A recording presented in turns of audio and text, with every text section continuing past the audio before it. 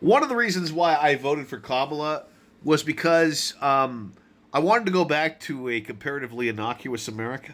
you know, the America where we obsessed over things like the ice bucket challenge or Nyan Cat or a book. Remember those days where a book would come out and we'd all talk about it for 2 weeks and argue about it?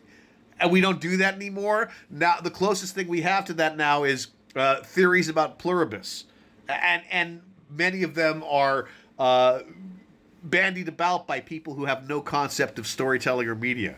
Yeah, I'd like to go back to that America if it's possible, but it may not be possible. There may just be too many fucking stupid people in America who have given up, who don't give a shit, and maybe they tired of that. Maybe they grew exhausted by the inanities, even though they had their own inanities, perhaps in the form of NASCAR and shooting up their fucking truck, after having a bunch of tall boys.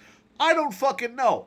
What I do know is that there used to be an America that was rooted in some kind of culture in which we talked about memes, in which we found things, in which we wanted to share those things, and sometimes, very often, we would create things in response to those things, thus keeping culture alive. And we had a good fucking run until politics basically destroyed all that, until the internet came along and it became about who had the loudest voice as opposed to the most thoughtful voice or the most original or inventive voice. I that's really why I voted for Kamala, to have a shot at going back to that, albeit temporarily, while also criticizing Kamala from the left. Really, I'm a man who's ultimately very simple. If we had had that, we would probably have some 2025 equivalent of Yankat. Honestly, not someone you found who did something stupid who was photographed by somebody else, where you shamed someone, something that was purely weird and creative.